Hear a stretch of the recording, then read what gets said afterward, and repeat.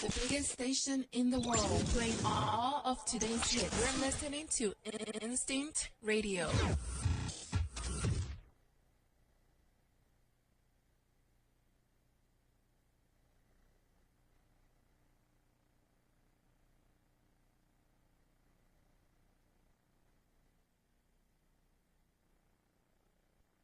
Ladies and gentlemen, you're now tuning into the very best. It's yours truly, Jazzy Fizzle, Fizzle, Fizzle. And this is Instinct Radio, man. Tune in, baby. Oh, boy.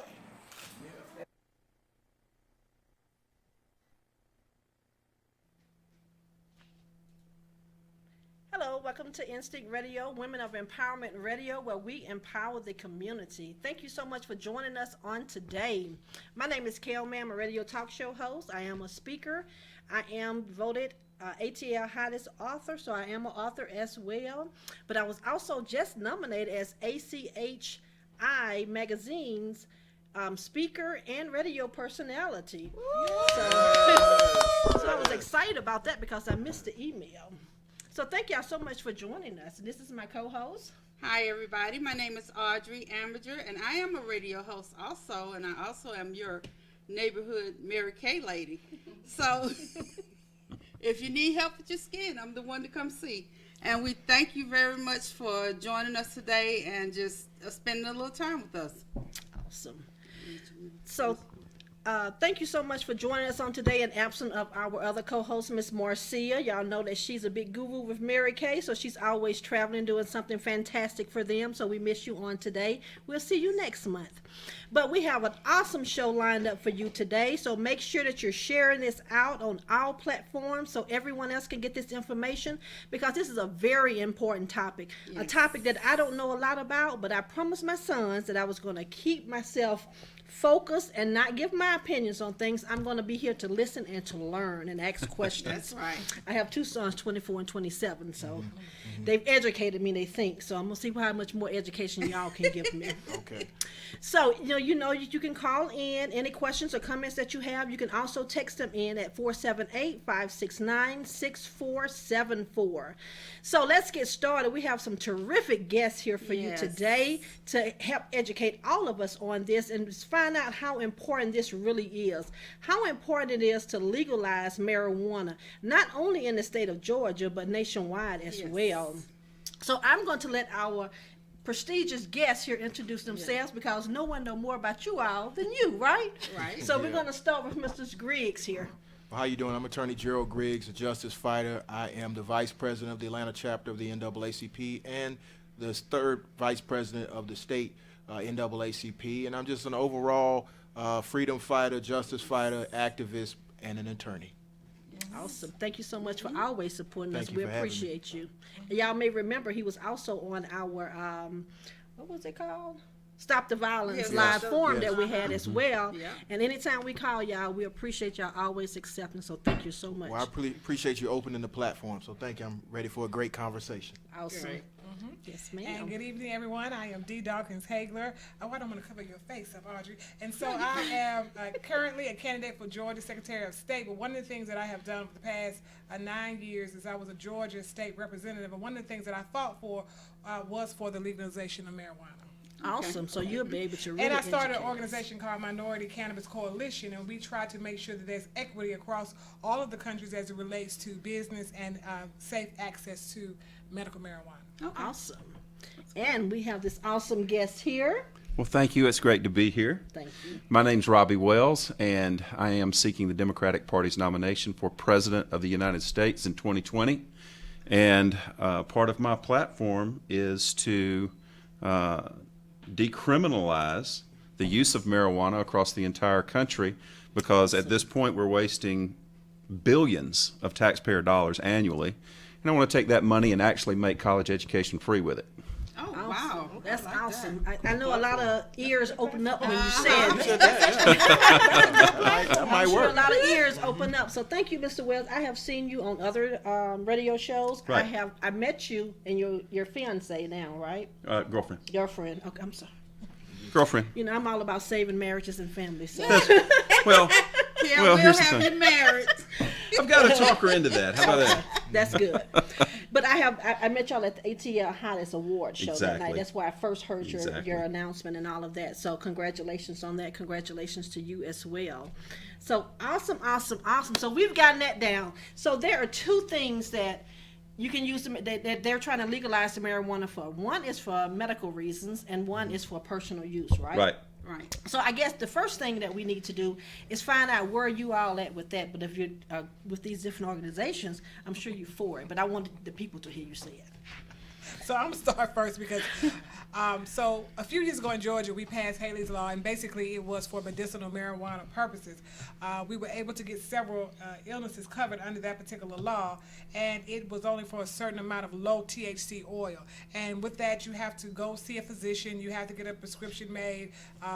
But the only thing, the caveat with us passing the law was that you could not grow it nor purchase it in the state of Georgia. And so people who we were allowing to use the oil then had to go out of state to get it. So yes, I am for, of course, the legalization of medicinal marijuana, and I don't want us to limit it to certain illnesses. I want the doctors to be able to decide what illnesses they think it should be for. But actually, in all honesty, I think it should just be legalized across the board. But if we can't, we got to start someplace. I would like for the doctors to decide, and not politicians.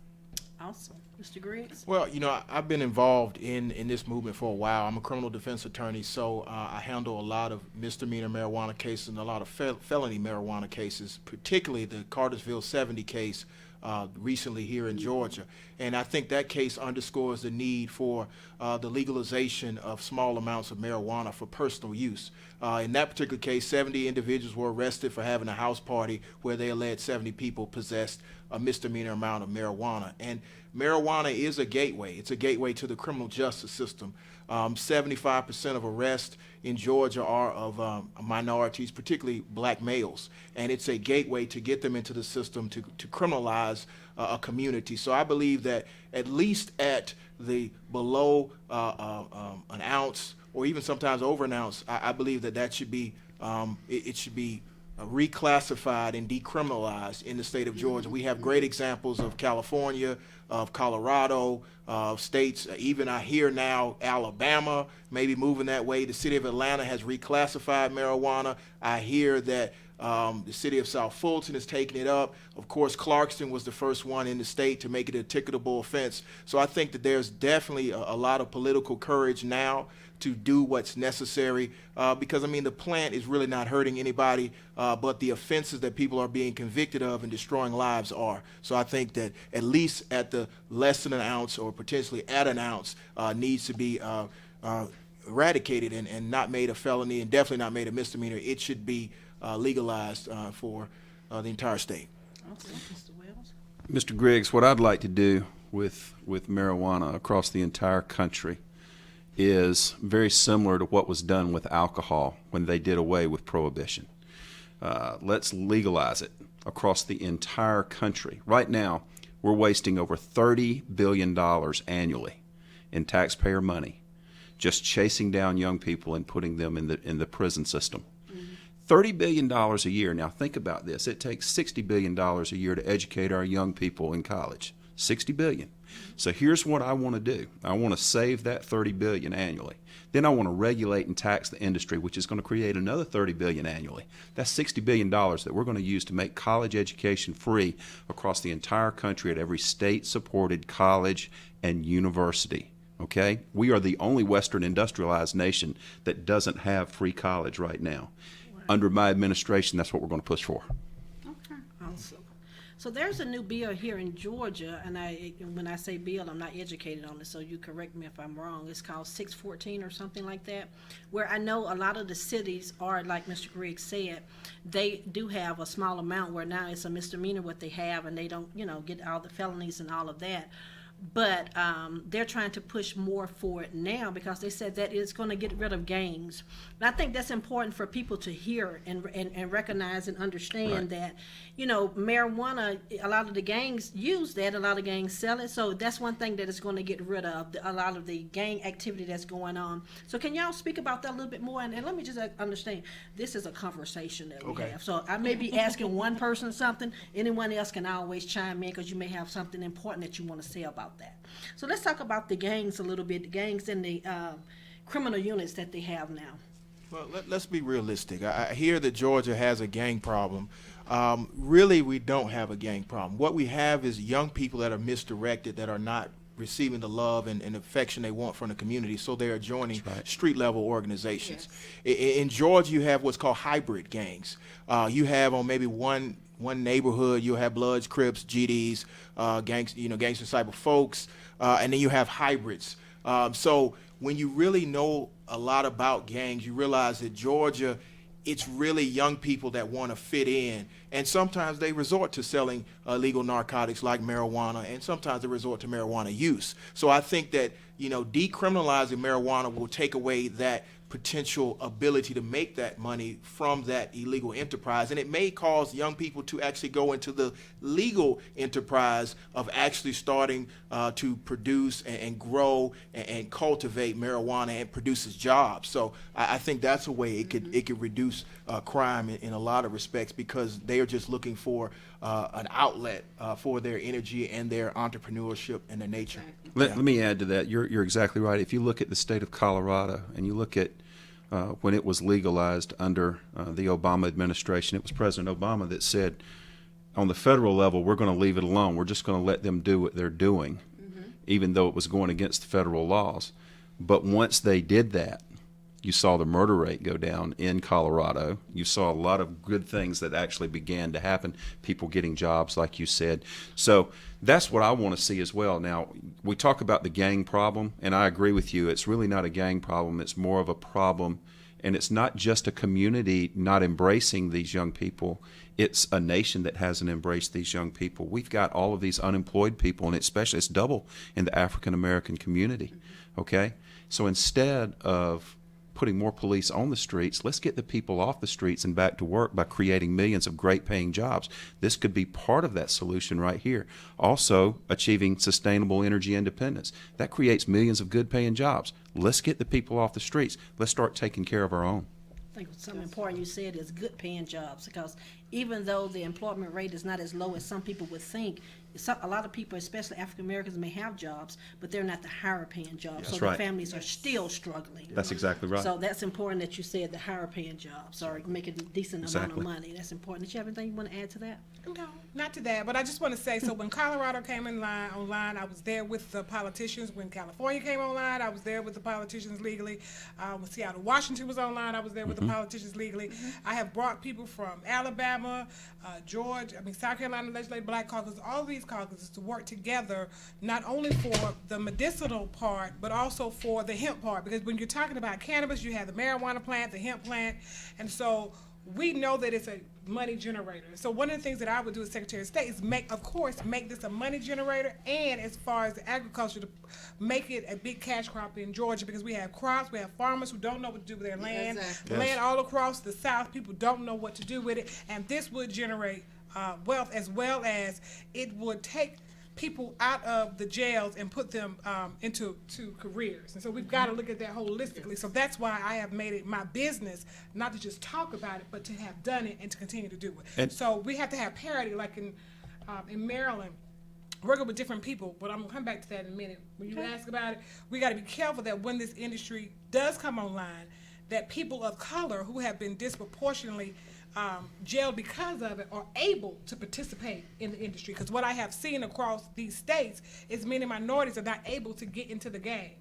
And that's what it is. They're not able to get into it once they've been incarcerated for it. So we've got to have that conversation as well. And I think that goes to the legalization argument. Just like in San Francisco, where they had retroactive removal of records and release of individuals who were convicted of low-level drug offenses, I think that if it comes to Georgia, we need to address those individuals who were criminalized for the same enterprise that is now coming online. So I think that's very important.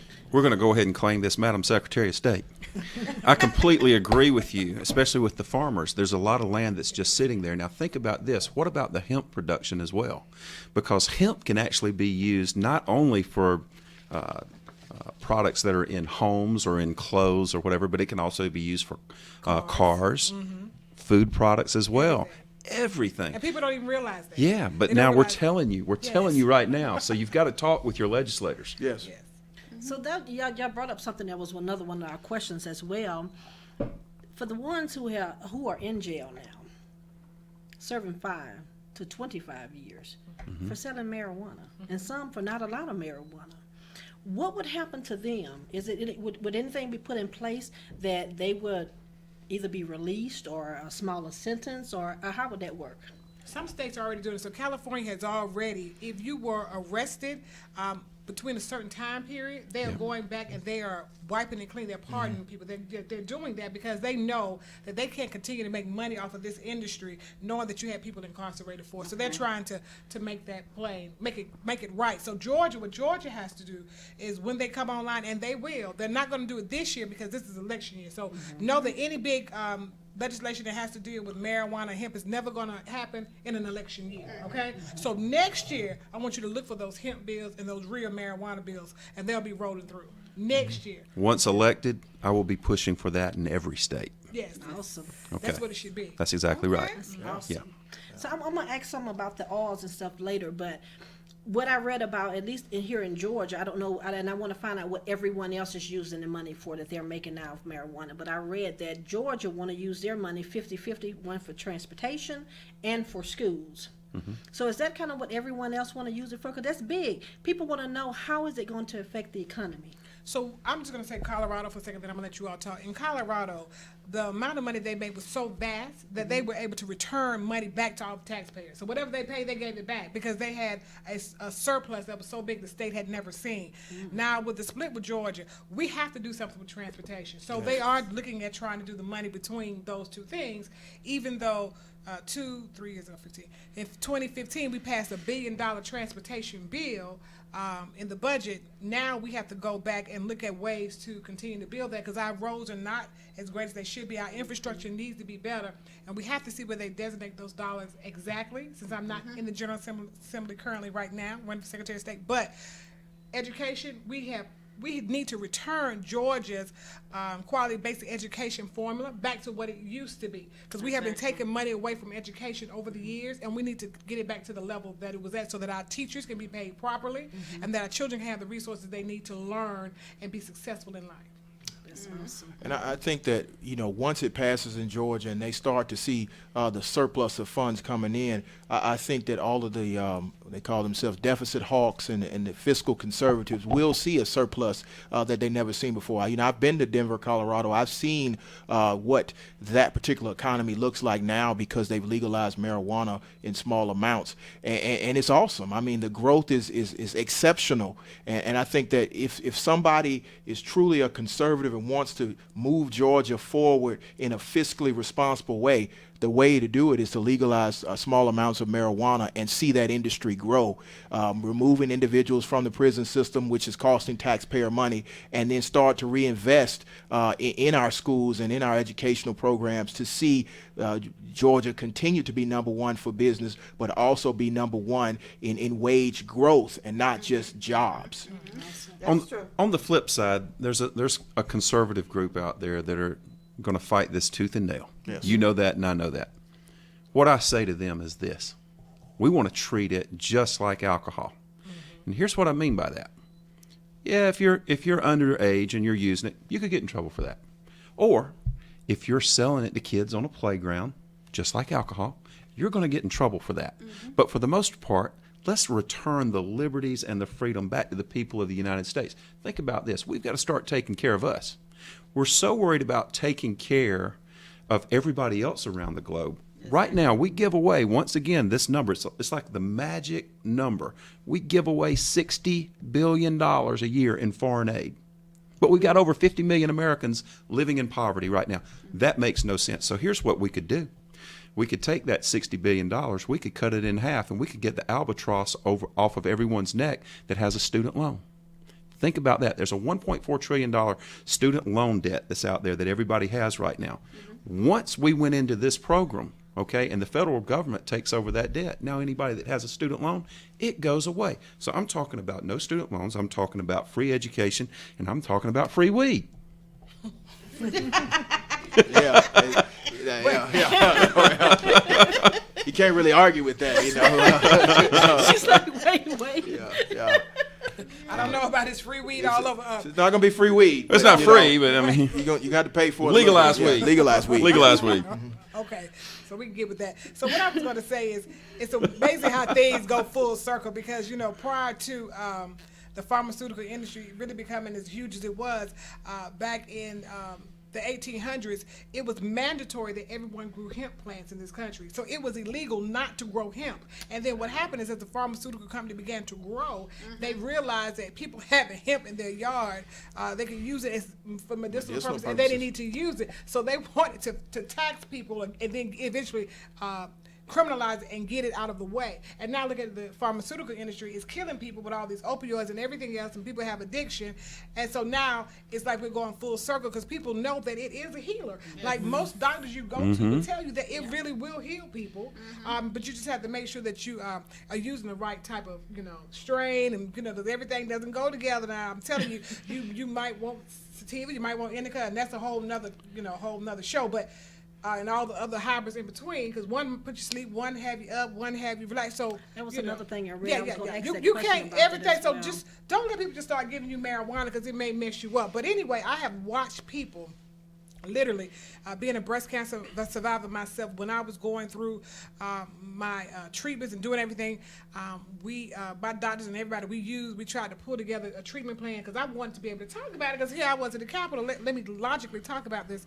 And so we were trying different products, and as a result, I didn't have to use the strong opioids. And then even when I was sick, I didn't have to take the nausea pills because the oil that I used, the balance, worked itself out. And so, but I'm a cancer survivor, and we praise God for that. But I was able to use cannabis, so I can tell the story on both sides. Do you find it odd that George H.W. Bush was the one that actually signed the bill into law making hemp illegal, but yet it was George H.W. Bush that was saved by the hemp ropes in his parachute when he was shot down over Korea during that conflict?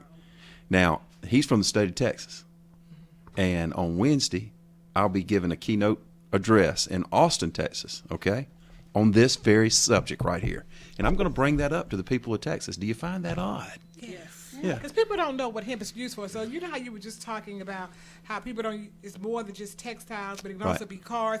I think we have to do better education so people will know that the hemp plant itself is so vast, and that the United States imports about 80% of our hemp products because it's illegal in most states to grow hemp. So we now went from a country who mandated that everyone grow hemp to now a country that has to import 80% in, and I'm surprised that Donald J. Trump has not picked up on this whole let us not start, you know, growing hemp in this country so that we won't have to import it since we want to make America great again. But you understand, this all comes down to money. Exactly. And that's It all comes down to money. Why they haven't done it through the pharmaceutical company that doesn't want it to happen. They do not.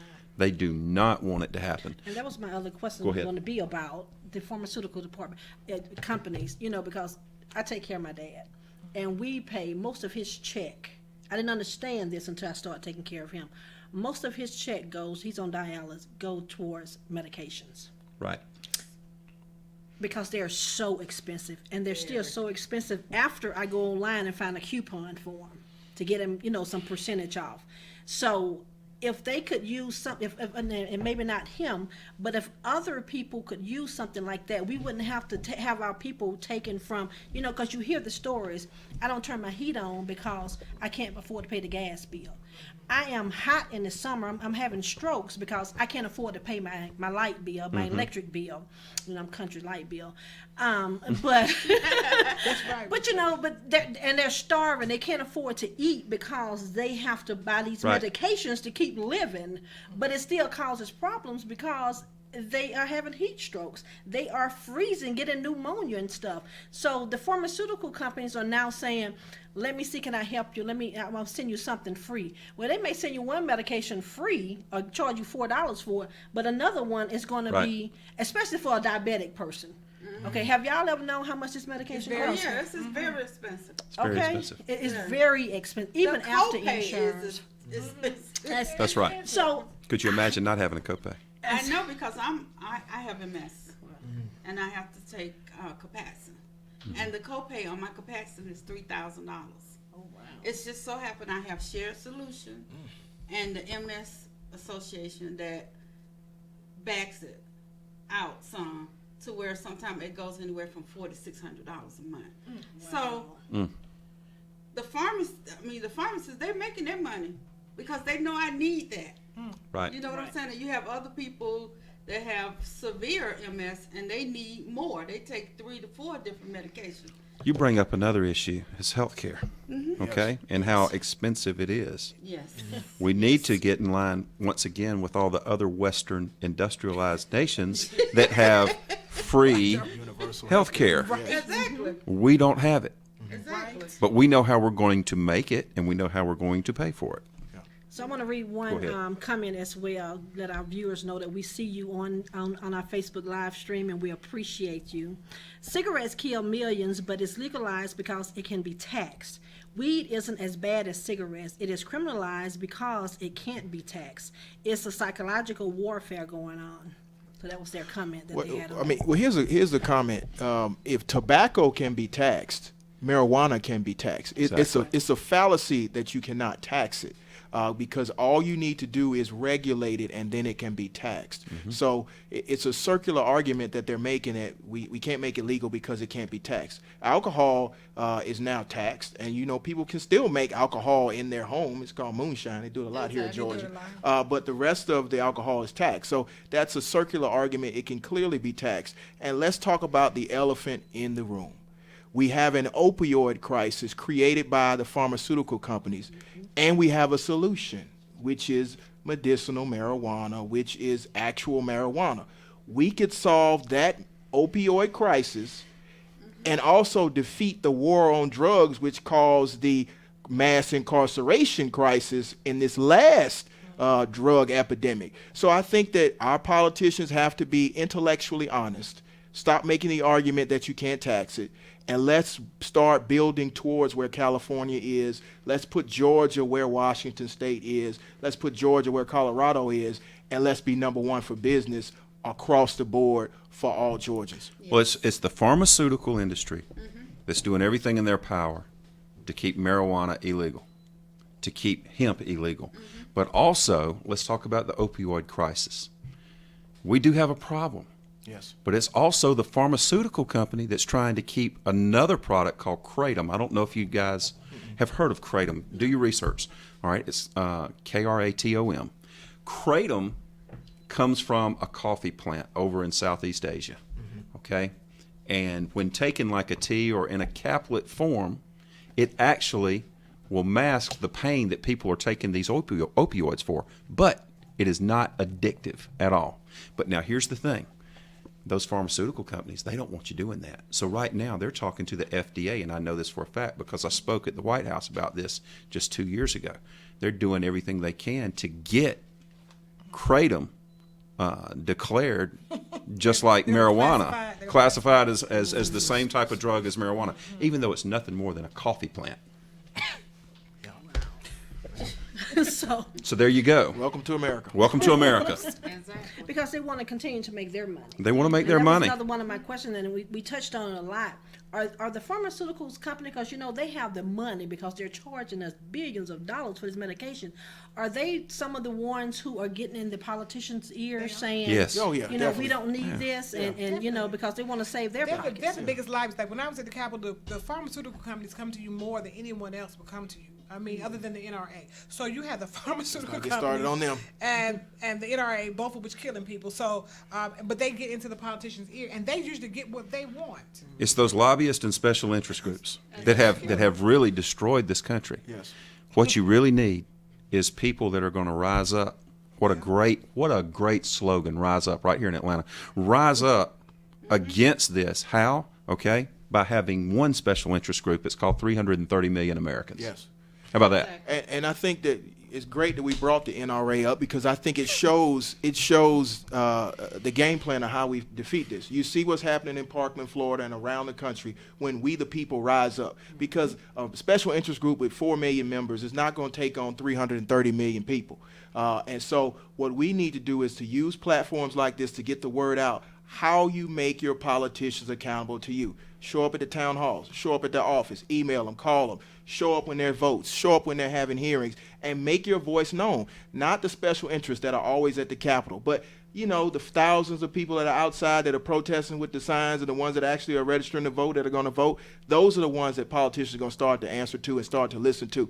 Do like the young people in Parkland, Florida, and take on the special interest groups. Take them on these platforms. Take them on in the halls, in halls of Congress and the government offices, and you will see a change, just like you've seen a change against the gun lobby. Mr. Griggs, let me say this to you, okay? And this gets off the subject of marijuana for a second, but I'm going to touch on Parkland, Florida. As a former educator for 20 years, back in 2012, when Sandy Hook occurred, I took a pause with tears in my eyes because I realized that could have been my students, that could have been my coworkers, okay, that went through that tragedy that we saw in Newtown, Connecticut. So I took a pause and I said, is there anything I can come up with that will stop this problem of gun violence in schools? And I did. I came up with a solution that is actually going to solve a couple of problems. It'll actually solve 3 problems. It's going to solve the Second Amendment problem and leave everybody alone, so those that want to have a gun, they can have a gun. At the same time, we can protect every kid in every school across this country by taking our unemployed veterans, screen them and train them and put the right ones in place in every school across this country as guardians for our kids. But we're going to tell these psychopaths out there, okay, the schools are going to be off limits. That's sacred grounds for our children. Okay, what's the greatest asset of our nation? It's our people. And what's the greatest asset of our people? It's our youth that are in the schools right now. So let's protect them. But I'm going to go a step further. It's not Go just ahead. our schools. So psychopaths, and they're not really psychopaths, they're criminally insane. I don't know what you want to call them because I'm not going to give them a mental health pass. They will kill you in church. They will kill you in the This is movie correct. theater. They will kill you at a concert. They will kill you in the street. They will kill you wherever they can, including the schools, because the NRA is of the devil. It is demonic. It is an assassin's organization, and we need to stop the NRA with all of their foolishness because too many people are dying in the streets because of the NRA, and we need to hold politicians accountable who are beholden to the NRA. And I Madam- think we need to hold politicians accountable The for end. everything Yes. The by end doing of what that. Mr. Griggs said do, That's and that what they are. is to make sure that we hold them accountable, make sure that we're showing up in places 'Cause that they guns are, and making sure we kill vote. But people. we're going to talk about that at the end. And you know they would say guns don't kill people. People kill people. Yeah, people With guns. with guns Kill kill people. people. That's what But kill Madam people. Secretary, let me agree go with ahead. you on that, okay? Just a couple of years ago, I was in the church there in Charleston, the Charleston 9 shooting that occurred just 2 weeks after, and I went to the same Bible study in the same basement where And the that. person that was killed was one of my close friends. Several of them were. So Right. it meant that like he's like family to me. Senator Pinckney was like family. So keep going with your story. Keep going. My story is this: I know that my plan will work. You want to know why? Because when I was at that Bible study, just 2 weeks after that tragic shooting that occurred, there was no way anybody was going to come in there and shoot that church up at that point. Number one, there was a huge crowd there. Everybody came together in Charleston to show their support for the people of this church. But number two, there were armed guards there.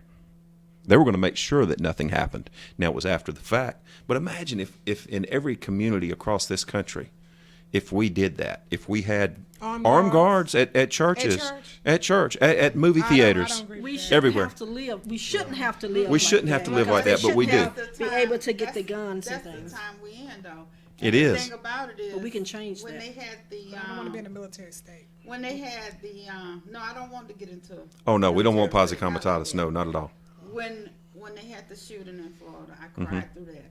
But Sure. the thing that really had me crying the next week, my granddaughter, high school got a threat, Sure.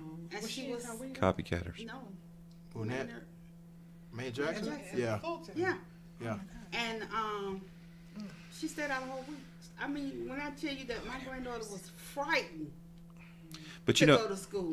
But we don't want to get off. We don't want to. we don't want to get off subject. subject. That's right. We're not gonna get on Sorry. that one. We're Sorry, guys. We'll have another show on that. But make sure you go to the March for Our Lives, March the 24th, 11 o'clock, Center for Civil and Human Rights. We can talk about that. Exactly.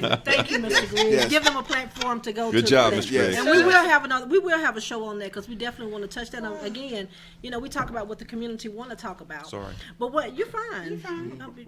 We talk about some everything Okay. on one show, so that this is We'll nothing. just I just dive wanted to right get back back in. to this. But so one question that a guy asked me, well, a couple of people asked me, not just one guy, when we said that we was going to have the show, you know, you get all the inboxes and stuff because we promote everywhere. Back in my day, you know, I'm not young anymore. I'm 48. Marijuana smelled different. It was a different smell to it. I think and I have to ask the questions because this is what he wanted me to ask. It was a different smell to it. So now it smells totally, it used to smell like weed back then, or like grass burning or something like that. This is how he explained it. So now it's really stinking. I mean, you know, if you pass by someone. That's cheap weed. You know, okay. But a lot of people don't understand that. So, you know, a lot of people are scared because they still look at marijuana as being a drug. It's the strain. Right. Yeah. That's what it's the strain. And so it smells loud, right? Yeah, 'Cause it's that's loud. why they call it loud. It's now. gas. They call it loud, Yeah. but it's the strain. And then it's just depending on what it's mixed with. Because sometimes, you know, they mix weed. They do. But that's going to be another follow-up question. They mix it. Yeah. It has a different, so that's good to know. It's different strands because I don't know about marijuana, like I told y'all before, but I'm going to learn about it. But that was one of the questions he asked me about. The other thing that someone said, you know, again, getting back to, a lot of people think it is a drug. They think that it's going to be a drug like crack. It's a drug like that. That's the same level that a lot of people have it on because they don't understand, just like I don't understand. So the question was, would it be a different, because now they're saying that marijuana is laced. Some of them, yeah. It's Some of it's it. been Not laced. when you grow it out the ground. It's not. Yeah, it's not. You When have to sell mix it it in the with something. stores, Mix it's it not with. laced. But a lot of people like to take cocaine, take other embalming fluid, Yeah. take other things that you should Formaldehyde. not use, And and they they'll put lace it it. on the marijuana. Exactly. But normal people see, and that's what our viewers need to hear, because normal people are not doing that. If the people who are using it for the right reasons, they're not doing that. That's when they're selling it as a drug, and they're trying to get someone hooked where they can get, you know, offer them the more addictive drugs to make more money off of them. But people don't understand that. So talk about that just a little bit. And I think that goes back to why it needs to be legalized and regulated, so you don't have that type of additive added to it, you know, to add to the bottom line, making people more addicted to it, to make people, to drive up your profit margins. So I think that, you know, yes, some marijuana they can be laced with different product, PCP, formaldehyde, all kinds of stuff, Right. you know, and it can kill you.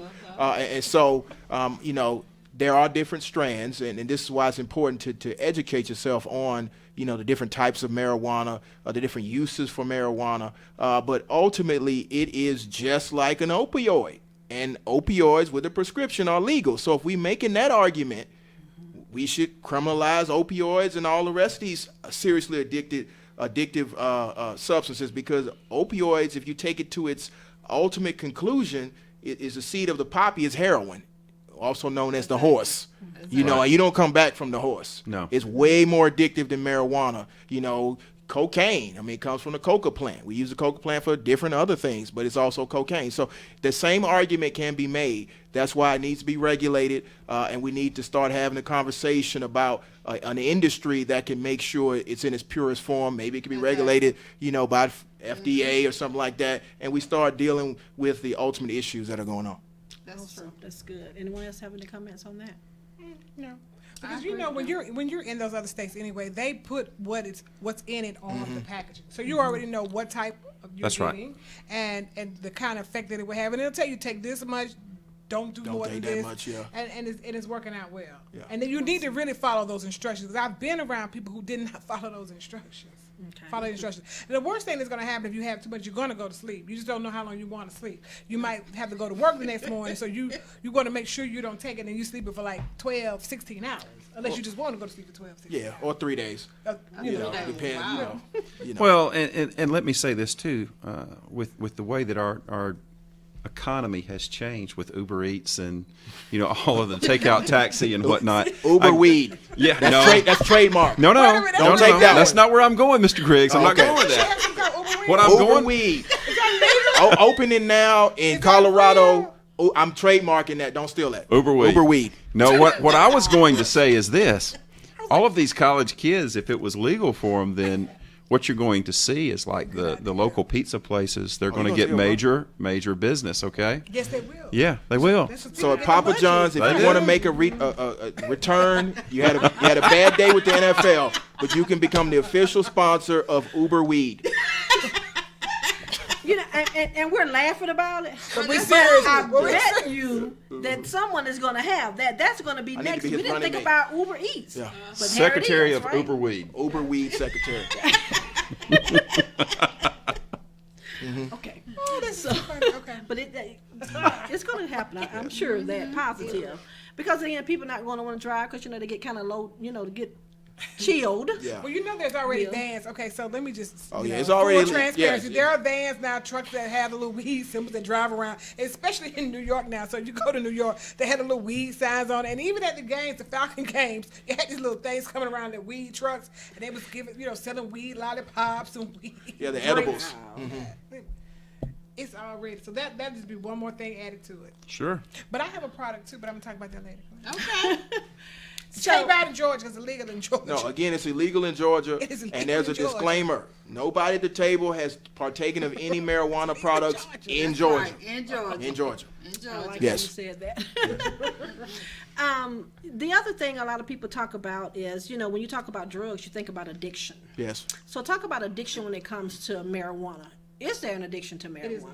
I don't think so. I mean, I think people are more addicted to caffeine and adrenaline. I never seen a marijuana junkie, like a junkie just scratching it. No, I've not seen that. I've seen people get really hungry and call the pizza place with the Uber weed, but I've never seen a marijuana junkie. Even in Half Baked with Dave Chappelle, when he went to AA and started talking about he was addicted to marijuana, and everybody was So laughing what at I'm him. saying, yeah, it's not addictive, but it can be habitual, and it's a difference. So an addiction is something that you cannot stop doing. It is something that causes you to do something on the next level. So most of the addiction counselors would tell you most of the time that marijuana is not addiction. It is really not the gateway drug, because that's what some of the Republicans like say. Well, it's the gateway drug. No, it's not a gateway drug. But just like people do things out of habit. Like if you do anything for 7 days in a row, it can become a habit for you. That doesn't mean you can't break the habit. It just has become a habit because you're accustomed to doing it. But it does not have the tenets in it to make it an addiction for you. Okay. Listen, I'm not trying to get into anybody's personal business here, but I'm just going to go ahead and say for myself. Now, I do not smoke marijuana. I don't drink alcohol either. But for those that want to, this is the United States. This is the land of freedom That's how you go and win the liberty. That's how you'll win the presidency. That's exactly Exactly. right. That's Okay? exactly right. And here's the thing. I've got half my friends that are for it and half of them that are against it, but I'm 100% for my friends. So here we go. Wow. That is fun. Donald Trump, you're in trouble. Because he's good. Forget you're about gonna Joe have to have Biden and Oprah. You might need to watch out for I'm telling him. you. You're gonna have to have those snappy comebacks in order to beat him. Yeah. Exactly Because right. He's gonna run, and I don't give my political stand, but if you're gonna run and if you want to win, you're gonna have to have some of those. Well, comebacks for that. we've got plenty of those to come at Mr. Trump. Yeah, well, we do. My platform is anybody but Trump. I'll say that right now. Oh, I know you would you say can it, and I angrily know tweet what me if yours you want to. is. I know, but sometimes Ditto. when we talk about things like that, it causes some of my people, my guests that I may want to have on the show, not want to come on the show. So we have to stay neutral okay. with that. Just like I'm staying neutral, but I think my mind has been changed some with the marijuana thing, because me having 2 young black boys, I want the best for them. Sure. So I was the crazy mom. I played the card a long time ago, and both of them have tried marijuana before in another state. They wasn't here, and I found out about it, and they thought I was gonna commit suicide. I used to be like that. So I was that mother. I was like, oh my God! And one of the other ones, his friend, was caught with marijuana at the fair, and he found out about it, and he called me to come get him. But because I found out about it, you got a friend, the friend stay over our house all the time. I done tore up his whole room. Because I'm saying you can't do that. You have to be a productive member of society. This is why we work so hard. This is why we raised you the way we do. This is why we sacrifice.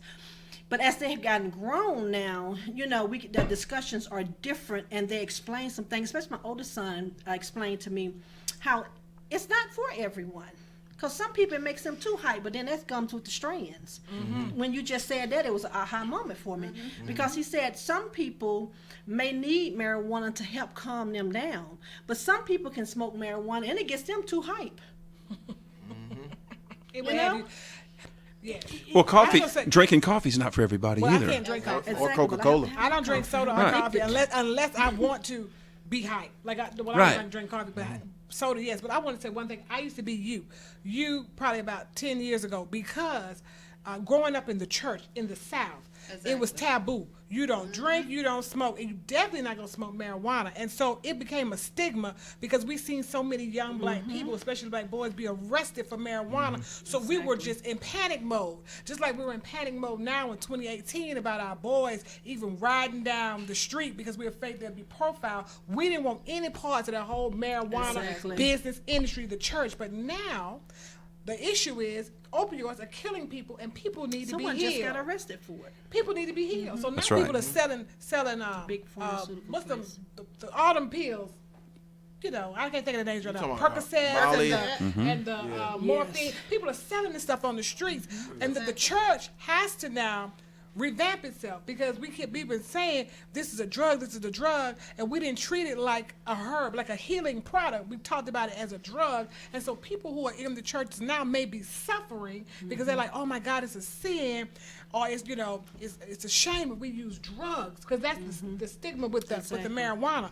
But I have seen babies when they came to the Capitol before we legalized it, they would come in wheelchairs and in strollers, and they were having violent seizures. And when you see children like Right. that, and then when you see adults who are struggling, senior citizens who don't know what they're going to do because their hands are shaking, their bodies are shaking from the different illnesses, and you're like, how can this plant heal like this? But then they use the oil, and then the children become calm. I read one where a child was having several seizures A a day. Right. And now that they had to move from where they was from To get to a to legal wherever it state. was legal. Mm-hmm. And that child now, they show them playing on, I think it may have been a got to do Facebook video or something, that they've only had seizures a couple of times a year Right. from it. That's amazing, and the quality of life that child now had. The family had to give up a lot, but the quality of seeing your child have that quality of life where they're seizuring so that they can't do but stay in the house and stay in the bed, to now they're on a playground playing. That's amazing to That's me. amazing. That is That is amazing. amazing. And that's what we have to fight for. We're fighting for people to have a quality of life, not to be laid up, not to be sick, not to be dependent on manufactured drugs, but to be able to use the plant in the land that God created. See, that's what we have to go back to, because we talk about when God created the earth and put the plants and the herbs and the seeds in the ground. This is a plant. It's literally a plant that you have in your yard. And so, well, you used to have it, you don't have it in your yard now in Georgia. You're going to Georgia jail. don't have it in But your yard. it's a plant you can have in your yard that heals Or in people. your house with heavy That's lighting. right. Don't have it in between the tomatoes. So we gotta talk about this stuff. Back in 2008, it was President Obama, who was then Senator Obama, that said he didn't see why it should be illegal to have something that could be grown out of the ground. Right. It makes sense. absolutely It makes no sense. Now, I understand that when it comes to opioids and heroin, cocaine, I understand that people can become addicted to that. We could have a major problem. But instead of treating those people like criminals, let's get them the medical attention that they need, like they do in Europe. Okay? Let's treat them once again like we treat those that are alcoholics. Let's get them the treatment that they need so that we can get better as a nation. And we can't get better as a nation until the ones who are suffering get healed. So that's true. That's right. So I know it helps with the seizures, and it helped with a lot of other things. Talk about and tell the viewers some of the other ailments that really it does help with. So it helps with sickle cell. So we also added sickle cell to that bill. Yep. It can help people with HIV/AIDS, any type of inflammatory diseases, whether that is lupus.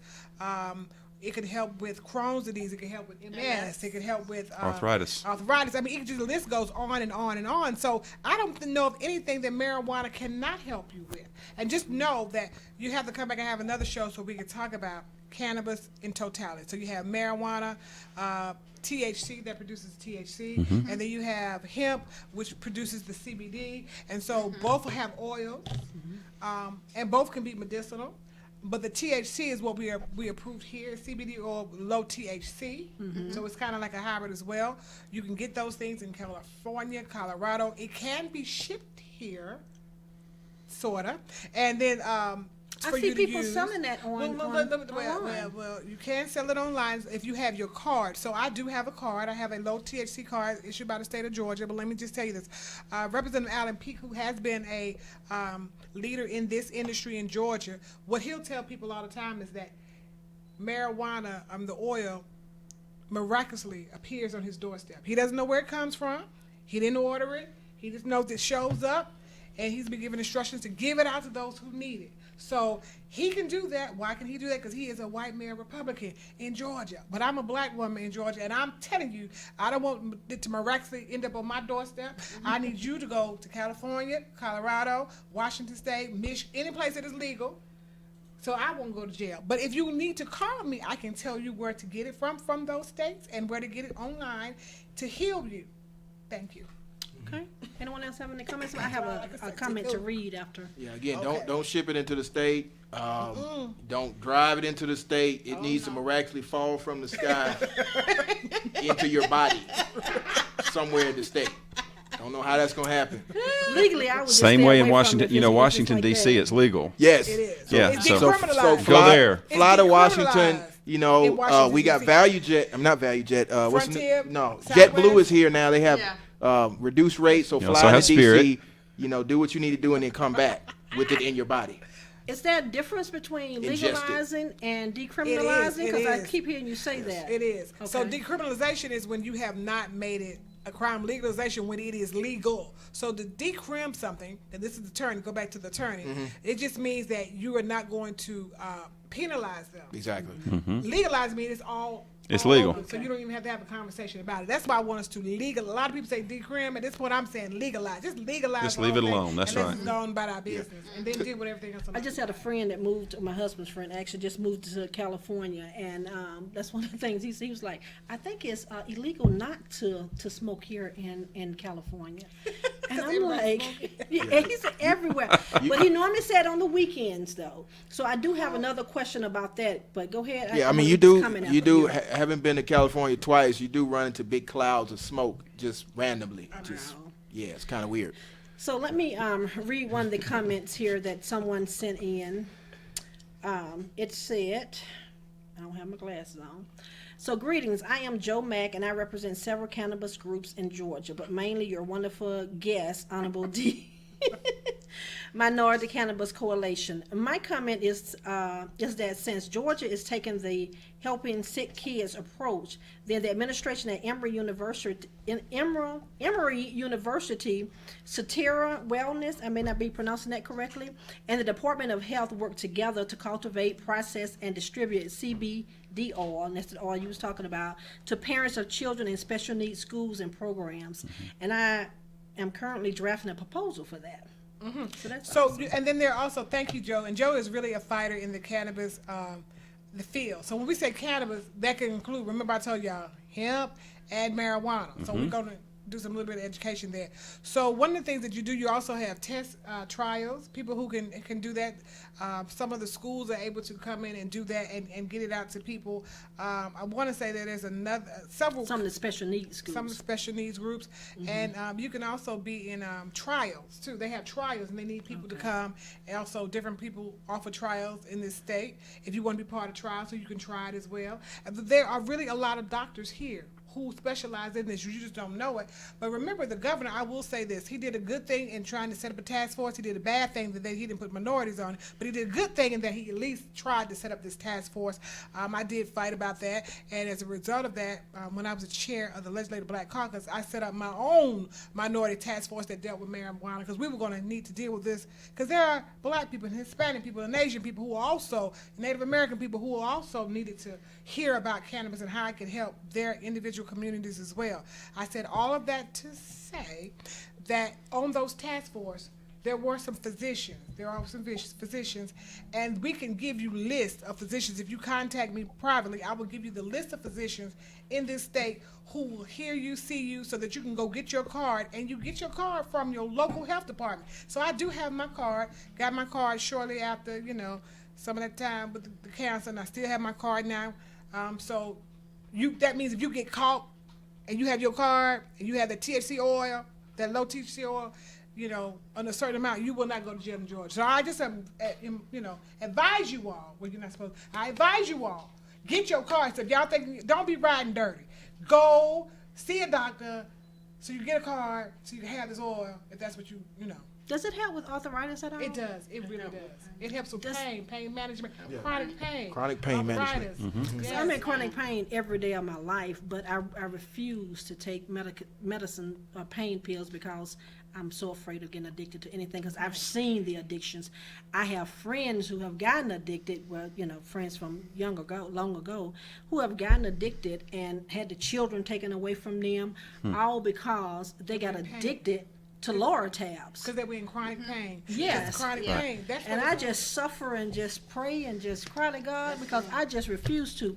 But I also don't like the smell of it. So do the CBD oil does not have a smell at That's all. what I'm going to ask. It has no That was for my smell. personal. Because what you're doing is when you have the oil, well, it depends on what kind of oil you have. So if you're putting it under your tongue, that's one thing. If you are putting it in food, that's another thing. And then if you're using it for a vape pen, that's something else. But even the vape pens of oil, they don't smell. What smells is if you're smoking a joint or a blunt and all the other stuff. But if you have just the oil itself and it's that in the pure form of how they sell it in the stores, it does not have a smell. Okay. Okay. I mean, one that I won't be doing no time soon because I still got to get more education on this, and I'm loving this. You remember the last time we talked about marijuana on the live forum? Do you Yes, remember? I do remember. And you remember I was completely told. You were completely against it. It was of the devil. And Yes. that's right. So we're that's flipping right. her. Yes. And I have sons. But that's and what I happens when you get Yeah. educated. My sons are my life. We have sacrificed for I them, understand that. and That's I it. just I had to make sure, and I'm so true to who I am, to my character. If I'm at home telling them one thing, I don't want to be on a Facebook Live or my radio show or anywhere else being someone that I'm not saying I agree with something I don't. I'd rather get educated on it. So when I say it, because I say what I mean what I say. So I want to make sure if I say it here, I can go outside and say it. I can go into my home and say it because that's my character and that's important to me. Exactly. So the other thing that I wanted to talk about was, Can I say one more thing? yes, ma'am. This is just on the forum. So my grandmother, she's not gonna partake in that because in her mind it's just bad. But what she will do, the topicals. So we're able now, because she has severe arthritis, to take the creams and rub them on her. So see, that's not even going through your mouth. So we've also got to talk about that. How we can take the oils and creams and lotions and salves and put them on your body to heal. I know it comes in, and when I was, studying now, we always study for our radio shows. When I was studying I read so many different ways that it come in. And I was in a car wreck about 4 years ago, and that's where my chronic pain comes from.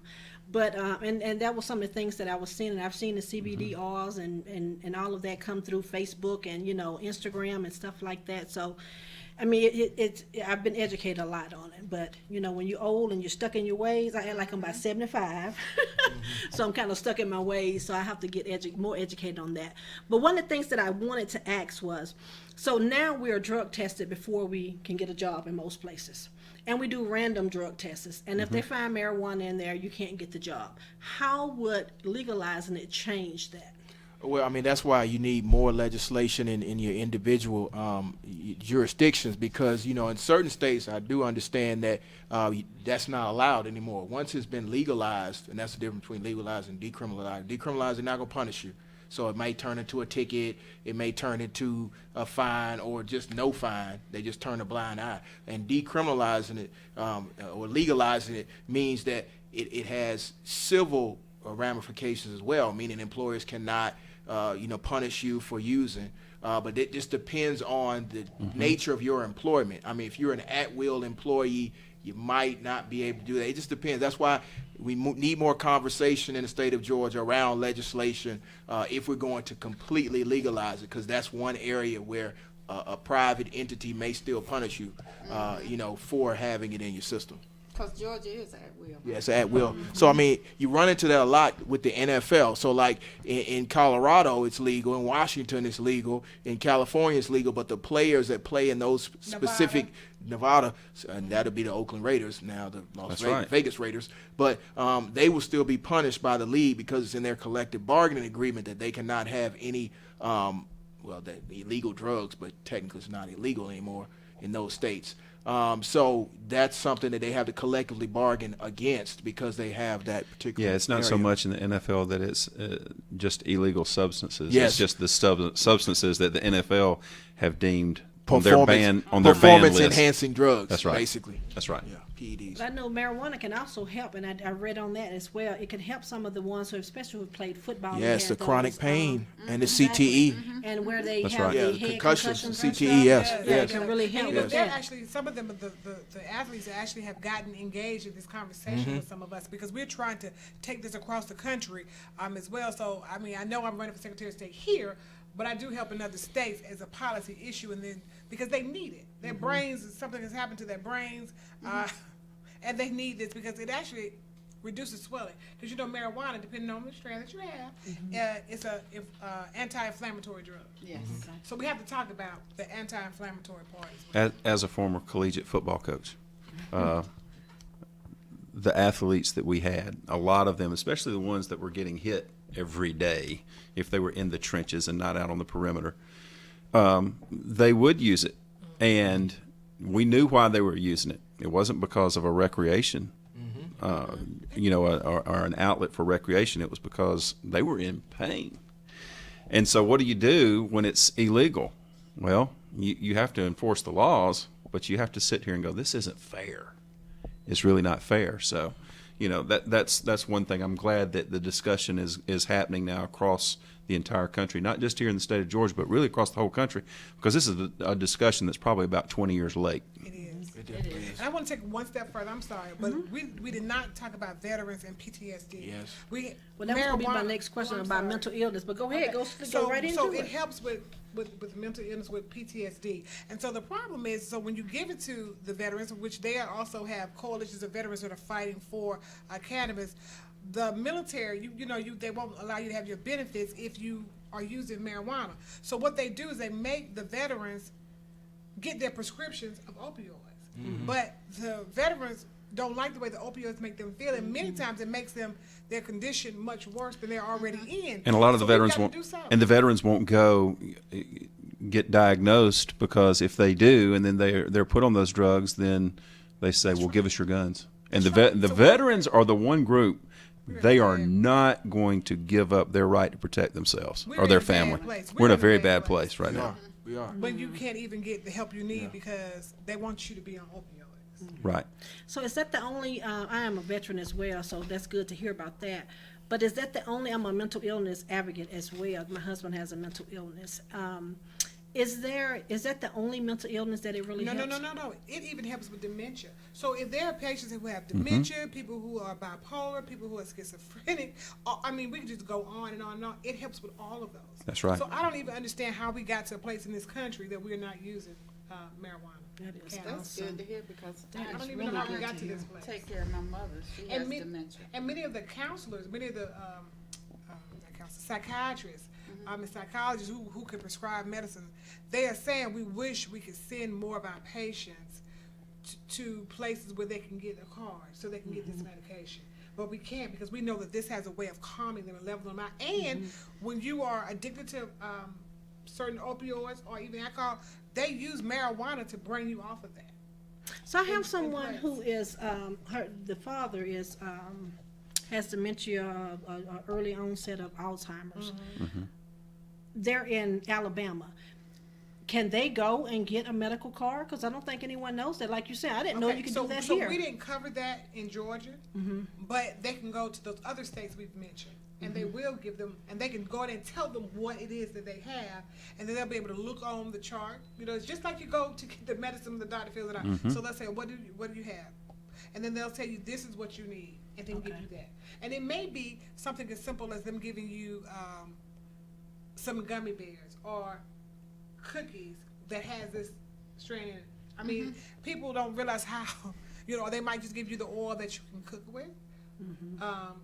People don't understand how bad of a disease Alzheimer's and dementia really is. bad. Me doing home care years ago, I saw it firsthand. I had Alzheimer's patients, and it's amazing for you to have your mobility, but not the mind to use it. Right. We had one patient who would sit up in the car while her caregiver would go in and out the house, And I was always stay out there with her because I was so afraid that she would get out the car. There was no way possible she could get out the car. It was right there, but she did not have enough. You know, her hands were moving, and she was a teacher.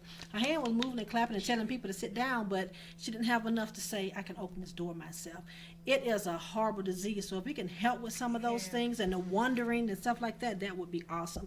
So I'm glad to hear that it will help mental illness as well, because like I said, I'm a mental illness advocate, and anything that can help those people, because everything that happens in America is because someone is mentally ill. And that's not always the case. Like you said, it is just some evil folks in the world. So, 21 years of age, I know that's what they're looking to cap it off here in Georgia with the bill that they're trying to pass. And is it a bill? It is. There's several bills. There's always bills. Right. Okay. There's always bills. It's a bill Just- for everything. Just usually they get shot down. Yeah, it's That's a right. bill. So is 21 years of age, because a lot of people think that the younger kids are going to get, the teenagers are going to Well, get they it. already And, have it illegally. So you They might do. as well. but it's the bills Just they're like they talking have about the alcohol 21 year. illegally. You go to any college and all those kids have alcohol. That's Okay, I'm right. sorry, I digress. Yeah. You don't have to go to I've the been- college. You can go to the high school. That's right. Yeah. Yes, you're Oh, yeah. right, I guess.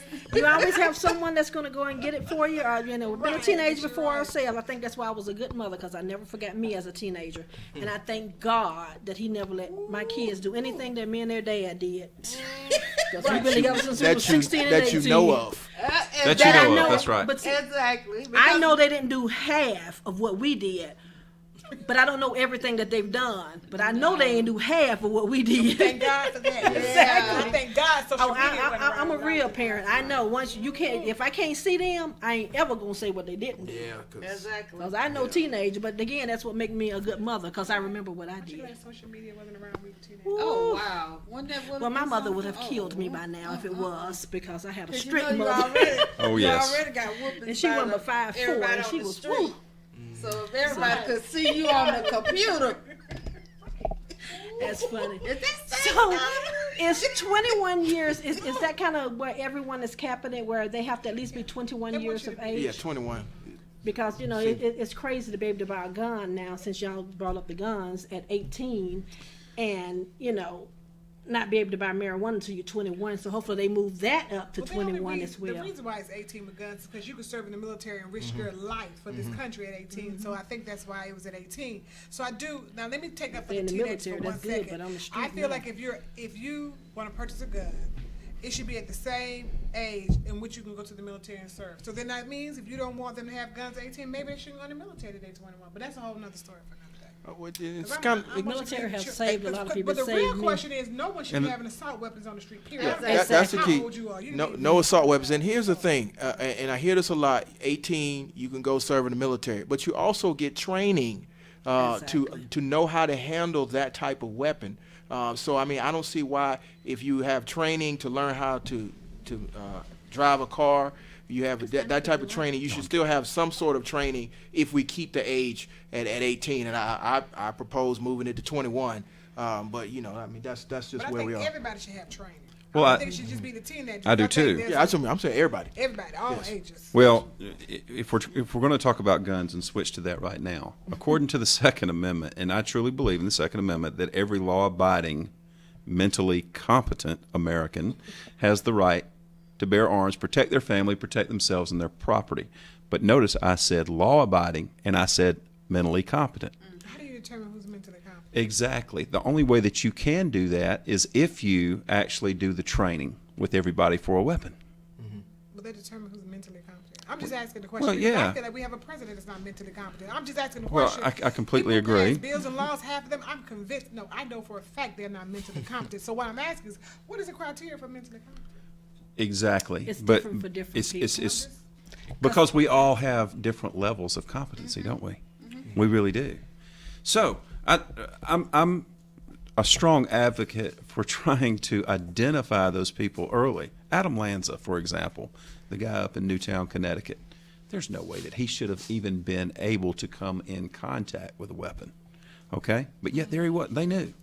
The fella just about 4 years ago that went into the Naval Shipyard there in D.C., they said just 2 weeks before that he was talking about people that were coming out of the walls and talking to him. Okay, the red light should be going off. Ding, ding, ding, ding, ding. We've got a problem here. Okay, the same thing with this young man down in South Florida. He was talking about how he was going to go shoot up this school or any school. Exactly. So anytime that you hear that, we've got to do a better job in our communities of saying, okay, we got to speak up. We got to speak up, America, when we see those problems. Instead of family members and everyone else saying, oh, I knew he was like this, but you didn't turn him in. He killed all those people and you didn't turn him in, and you knew that something was going wrong. Right. I think sometimes we have to get off of this, and that's with everything. Hide everything, sweep everything up under the rug, or I don't want to get involved. Sometimes you have to get involved. I thank God that back in my day, a lot of people got involved with things that I was doing, and they went and told them. And back then, I didn't like it, but I think that's so important for us to have that, because it stopped me from doing a lot of things that I was, would have done. I have a comment to read and finish. That comes back to really listening to people, because people will tell you stuff and you be like, oh, she all right. She just going through something, and they come to you at point blank, let you know, I'm finna go kill everybody on my street, kill everybody in the house. You're like, oh, she all right, she just going through something. Yeah. I think everybody has something wrong with them now. So She started loading the gun. We used to do it. Oh, she gonna be all right. I went through that when I was young. I felt that way too. We have to listen to people now. You have to listen. So I want to ask another question, but I want to read this comment as well. Thank you for presenting this very helpful information. This show is good for couples who are raising young children, because they can be prepared with facts with their children when their children bring the conversation to their home. I think I may have one more. Let's see. Okay, no, that's not it. So that's the comment. So thank you so much, Anton, for that as well. We're glad it's a good show. We're glad that y'all are enjoying that. So because we are getting to the end of the show, how can voting, I always have to talk about voting, how can voting help us get this bill passed? What can people do? Elect the right people that'll actually push this through. Okay? That's where it starts. And the only way that we're going to do that as a people is to educate ourselves on the candidates, educate ourselves on those that are actually running, that are wanting to actually return liberties to the people, or those that are actually trying to keep a thumb on everyone. There's a difference. That's awesome. And I think that we have to make sure that people understand the power of the vote. In 2016, I think a lot of people took for granted that somebody else was going to exercise the right to the ballot, and they didn't have to, participate. It's a representative democracy, so we all have to make sure we participate. You need to go to town halls. You need to go to rallies. You need to make sure that you go to city council meetings and hearings at the Capitol, and you need to hear what some of your elected officials really believe, what they're saying when they're passing these bills, and then you will start to understand. It's one thing to hear a stump speech, like we listened to that foolishness last night in Pennsylvania, where Donald Trump told you exactly what he believes. We have to stop listening to the pundits. They have no idea what they're talking about. We have to educate ourselves on these issues so we know what's happening in our halls of government. You have to make sure that the laws are being put in place that you agree with, that really represent American values. And then when people don't do what you tell them to do, when you call, when you email, when you show up at town halls and they say they don't want to talk to you, then you vote that person out, because they've shown you exactly who they are, what they believe, and which special interest group runs them. And that's so true. And I think a lot of the elected officials in Georgia are bullies because they don't believe they can be moved. Exactly. We've had some movement.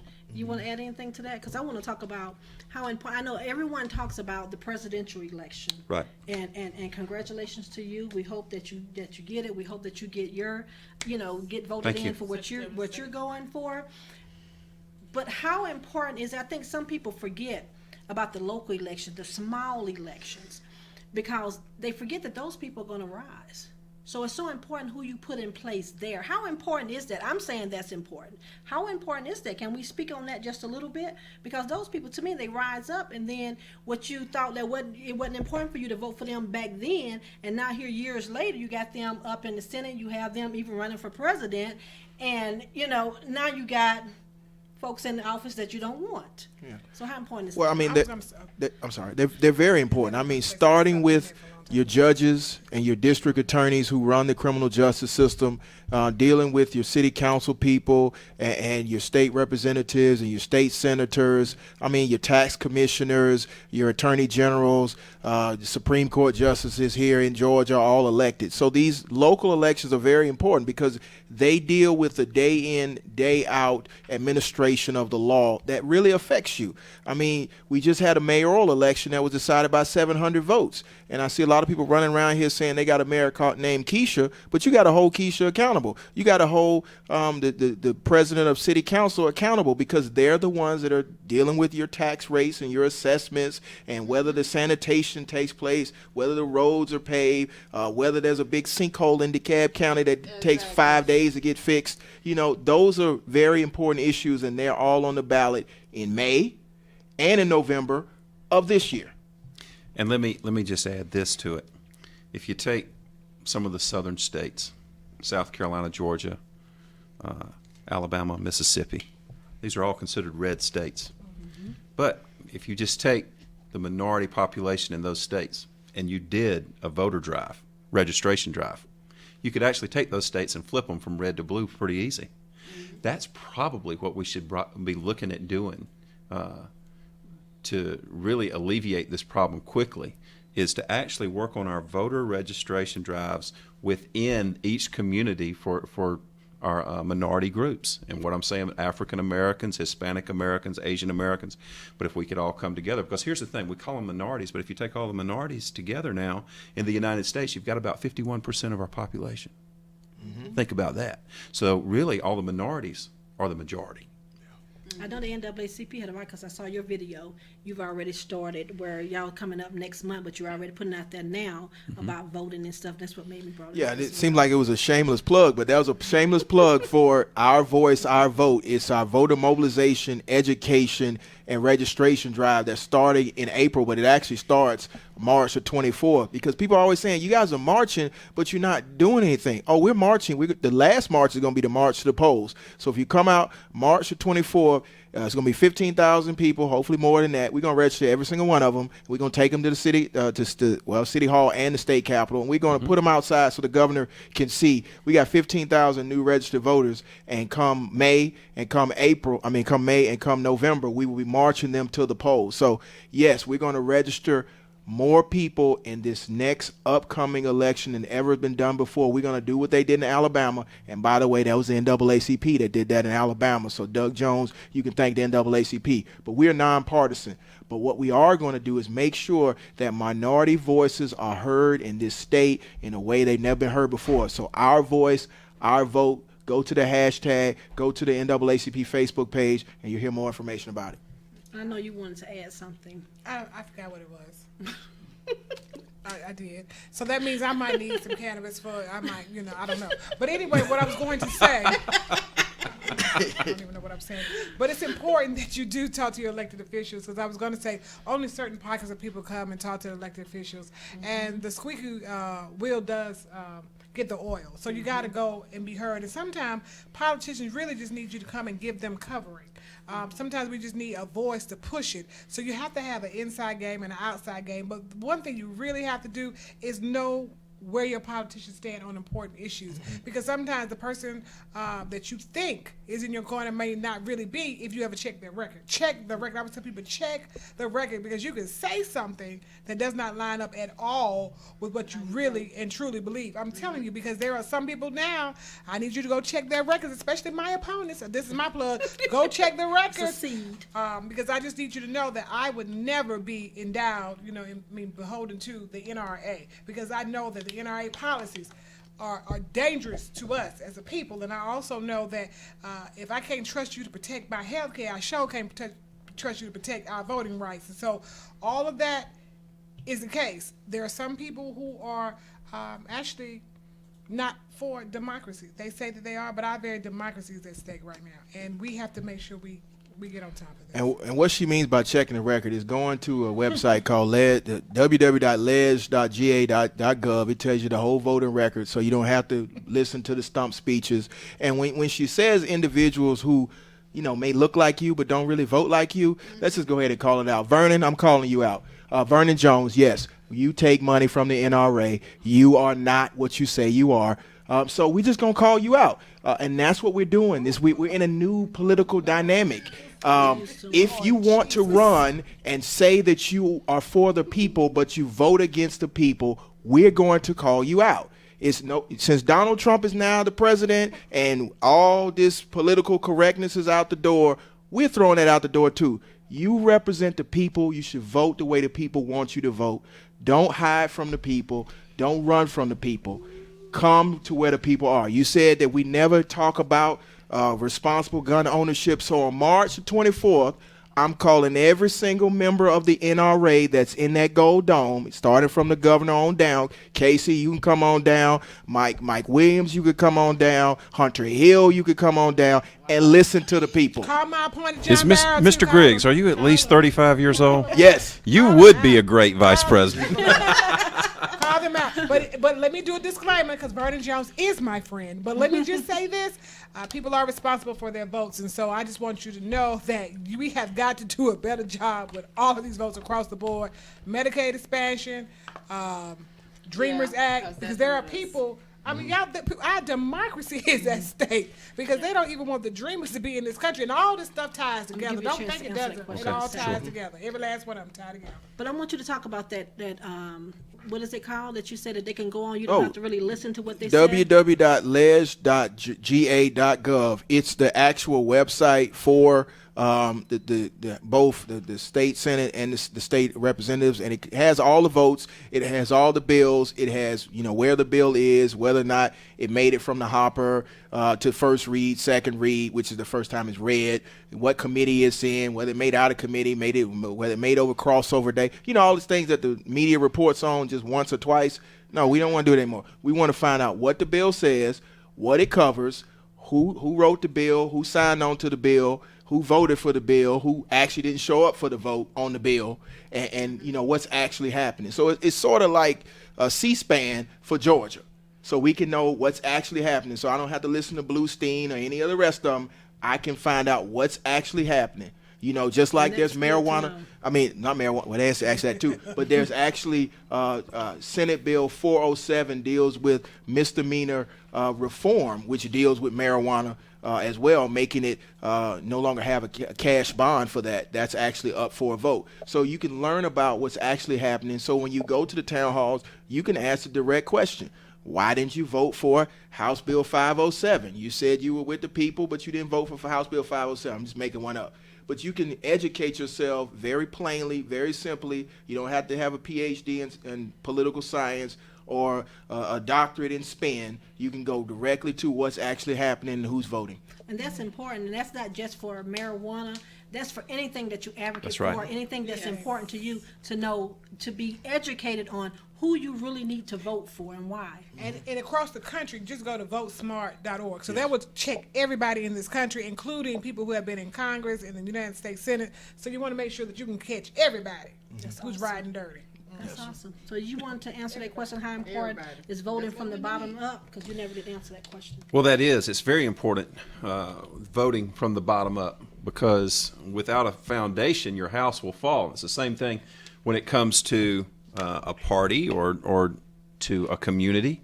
So it's got to start on the local level. It's got to start right there, and then from the local level, move on up to the state level and then to the federal level. But we've got to do a great job on the local level getting the people in each community to come together. And if they're not registered to vote, we've got to do a great job getting them registered to vote. Mm-hmm. And I'm telling you, Georgia, Alabama, Mississippi, South Carolina, those are 4 states that I am targeting with my campaign to actually flip. And I believe that we can flip those states, okay? We will flip those But we've got to come together to do it. I can't just do it by myself. I've got to have good people from the NAACP. We've got to have people from the Democratic Party to actually get out here and help us do it. But we've got a great plan that can do it. How about this? How about a voter registration drive where we did a voter registration selfie? You know how everybody likes to take selfies now, right? Okay, you fill out the registration, you hold it up next to your face, you take a selfie, and then we're going to actually have a website. It's called the Voter Registration Selfies, okay? And you can actually go on there, and you'll be able to see yourself and everybody else in your state. I believe that's a great way that we can also, well, it's thinking outside the box, but then now, how about the ones that want to have IDs for in order to be able to go register to vote? Now you got it because it's on the selfie. Great idea. That's great. That's awesome. I have enjoyed this conversation. I have been educated in this conversation. But tell the people now, how can they support you all and what you are doing? And we'll start with the missus here. Are you going to start with me? So this is what I need everyone to do. She was ready. I am running for Secretary of State. I need your help. I need you to spread the word. I'm trying not to cover Ms. Audrey's face. I need you to spread the word. You can go to my website, www.d Hagler. Oh, look at that. dhagler.com. There I am. And especially click that donate button. There is no amount that's too small. We're going to do this straight grassroots. I need you to give. But people like Gerald Griggs, he can give $1,000, $2,500 because he's big button. Okay, but right. So, but everyone else, I need you to go and donate to my campaign now because we are trying to make sure that we protect voting rights in this state. Because what good does it do for the NAACP and others to get people registered to vote and then their vote does not even count? I have seen that happen too many times in Georgia, that your vote does not count because there's no one who's really in place that is safeguarding the sanctity of the vote. People bled and died so we can have the right to vote. And I want to make sure that I continue to protect it as Secretary of State. So I need you to go www.dhagler.com. I'm on every social media medium there is. I'm on Snapchat, Facebook, Twitter, and Instagram. So I need y'all to go look up all of those things. What's left? YouTube. And YouTube. Go look up all of those mediums. Find me somewhere in between. Come volunteer. Come talk about it. Because the Secretary of State also deals with this. Incorporation. So if you own a business, you have to incorporate with the Secretary of State. At least you should. Don't be riding dirty. That's my word for you today. Make sure you do that. We want to make sure that that process is right. If you are a barber, a nurse, an architect, a funeral director, hairstylist, I mean, I can go down the list. You have to get your professional licensing from the Secretary of State's office. If you're dealing securities of any kind, Secretary of State's office, and charities, all of that is covered by the Secretary of State's office. So you need me in place because we have had the worst Secretary of State ever in the form of Brian Kemp. And I'm not saying this just because I just want to talk about this person as a individual, but his leadership in that office, losing our information or giving our information away, our vital information, our social security numbers, our date of births, purging people from the voter rolls, voter suppression, voter intimidation, and allegations of voter fraud. It has all been bogus, all done by that office. The website is a maze. You can't get your licenses on time. You can't do your incorporation. So I'm telling you, Dee Dawkins Hagler, I am your next Secretary of State. I need you to help me and support me. Thank you. Awesome. Thank you so much. Mr. Griggs, we're going to let you go because you in that big office there. Okay. It's going to be putting all these rules down for us. So, Attorney Gerald Griggs, you find me on all social media. And let me just clear something up. I do like a lot of the politicians, but we're in a new political world. And so we have to hold everyone accountable. If you're doing the right things, you're a friend of us. If you're not, we're going to call you out. So, again, the NAACP, oldest civil rights organization in the country, the NAACP Georgia, under new leadership of Phyllis Blake, is doing wonderful things. The NAACP Atlanta, under the leadership of Richard Rose, we're doing phenomenal things. You can join us on all social media platforms, NAACP Atlanta or NAACP Georgia, and the website NAACPatlanta.org or NAACPGeorgia.org. More importantly, March 24th, 27 young people from around the state are going to put on a march. It's going to be bigger than the Women's March. I'm already claiming that. We have 18,000 already registered and RSVP'd. You can follow them on all social media at March for Our Lives Georgia or March for Our Lives Atlanta.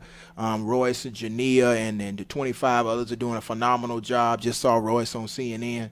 And let's just be realistic. None of these young people are crisis actors or are being fed any information by any adults. They are awesome. They have ideas that, wow, at 16 and 18, I wasn't thinking anything like they're thinking. So Georgia needs to be ready because we're going to march on the Capitol in a way that you've never seen before.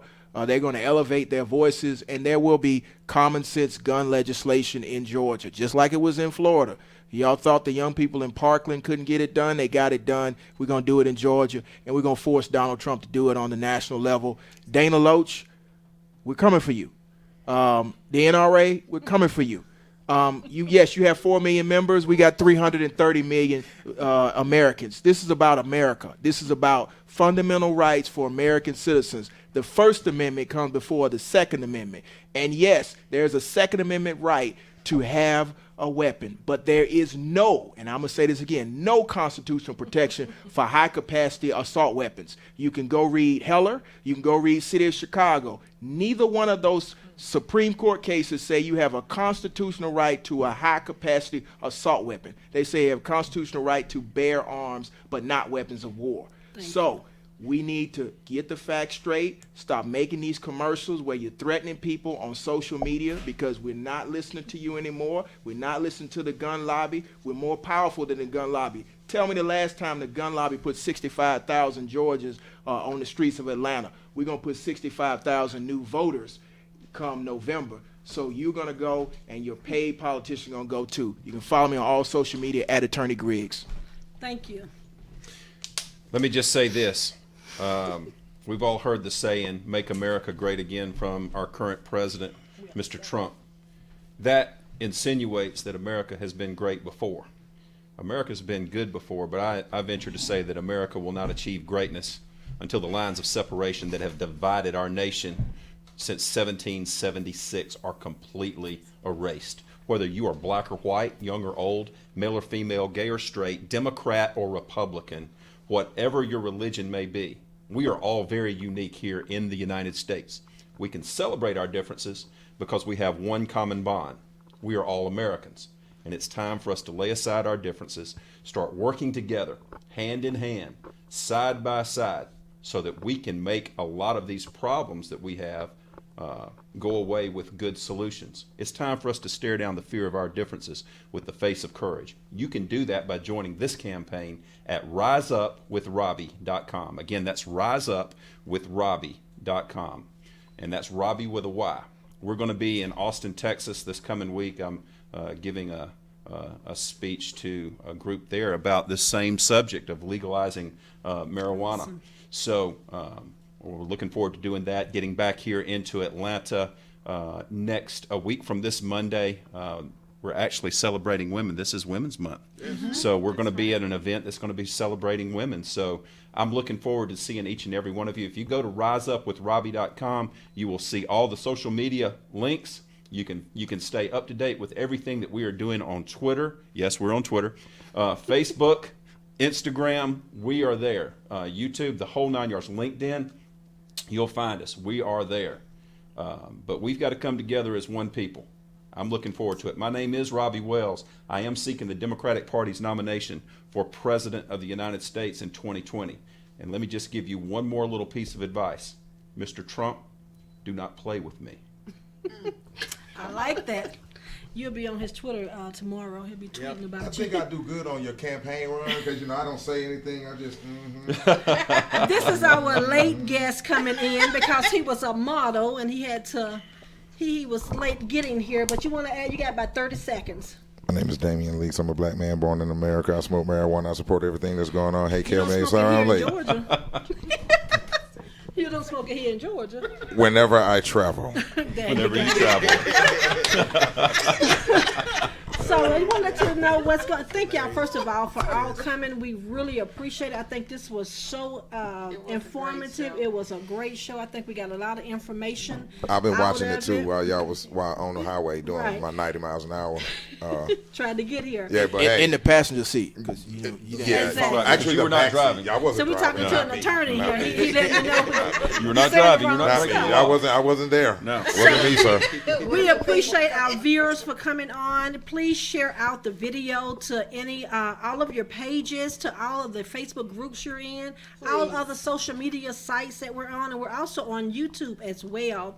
So just about 2 minutes in, just let you know what we have going on. I am a mental illness advocate, and we have In My Family coming up with Angie B Presents coming from Florida, where we're going to be talking and educating people on mental illness awareness. Now, a lot of people think that's just about, you may have bipolar, you may be schizophrenic, and you may have all these serious diseases, right?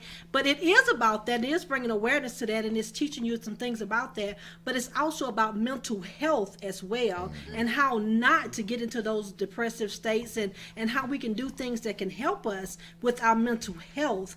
That's what's important. Don't always think about something that may not be on your doorstep or you may not be dealing with. It's to help you learn how to help other people. We're never going to be right as a community and in this world unless we're helping someone else. We have to know how to recognize these things before they turn bad, and to help other people get help. So we have that going on, and we also have, and I told Mr. President Candidate Wells that I am an advocate for saving families and marriages. So we have an event coming up, Marriage is Not a Fantasy. So before you say I do, so we help people to come on and have discussions or debates about things that be realistic about marriage, and to understand some things, because a lot of people don't know what marriage is really about. It is not about that dream wedding. It's not about that honeymoon. It's about the work you have to put into it. So we have that coming up. Our third seminar is going to be on June the 23rd of this year from 4 to 7. Okay. You have anything going on? I don't. Do you have anything going on? Anybody got Yeah, a quarter about they 30 want to sell or something? We're talking about like a function. We're so you serious said on as a this. function. At my house later on tonight, I will have a function of trying to heal myself of any ailments that I've had today. And that is in Alabama. His house is in Alabama. Not in Georgia. He live in Alabama. This is in Indiana, California. Okay, but yeah, I do. I got a lot of things going on. But right now, really, I'm just trying to catch up with myself. As you can see, I'm like overbooked everywhere, so I'm trying to catch up to myself. But He's also a radio talk show host this here is with just Instinct Radio. this is dope though. Just to Yes, hear it his is. voice, I felt like I was at the inauguration or something, like on the front seat. I mean, like we he have sounds a like a presidential politician. candidate here. We have And state I senate was like, candidate where do we? here. Yeah. So listen, what We we have gonna, Mr. Griggs here, who's I'm gonna need y'all to always get it in the together media so we about can something. be like California. That's right. I'm getting tired of like, oh dang, here they go, little hot. We In can't hide the Alabama. smell, so why we got In keep Alabama. Alabama. Again, that's in Alabama. But can I That's in say Alabama. something though about what y'all were saying just real You got briefly? about 2 Yes. seconds, and I next do one throw us support out. what y'all are saying about everything, and I do think, like you were saying, it has something to do with a competence, mental competence, and being able to be a citizen and being able to be responsible, like you said, proper training, knowledge of it, because it does heal, it does help. They're just giving it a negative connotation, but as you can tell, I am pro-weed, and that was my 2 minutes. Thank you, everyone. Back to you, Again, Kayl, man. please. April 20th, the Okay. state capitol. We are having this 420. We're having an event at the state capitol with several different legislators that are going to be partnering with me. We did something last year. We're going to continue having these conversations, and we're going to have little pop-ups and little events all across the city. April 20th. So April 20th, state capitol. We're going to be having a big, rally and conversations around marijuana. I'll be there. Thank y'all so much for joining us. As always, we appreciate it. Join us next month. We're here every second Sunday from 7 to 9. Next month, we're going to be talking about mental illness, of course. We have some proclamations that were signed by the governor that we're going to announce on the show as well. Some people have heard about them, where April has been named the Schizophrenic Awareness Month for the month of April. So, and that's not only from Georgia governor, it was from Alabama governor, North Carolina governor, and South Carolina governor as well. About time. So, in honor of my husband, who is awesome. But thank y'all so much for joining us. Please come back and join us again on the second Sunday in April. I think that's April the 8th. I think that's April the 8th. We'll see you all then. Share out. Thank you so much, and thank all of our lovely guests. And please make sure you go out and vote for them. I'll be on time Robbie next time. Wells. Say your name again. I'm gonna mess Dee it up. Dawkins Hagler. Thank y'all so much. We'll see you next month. Justice fighter. All right. Rockstar life. In the world, playing all of today's hits. You're listening to Instinct Radio.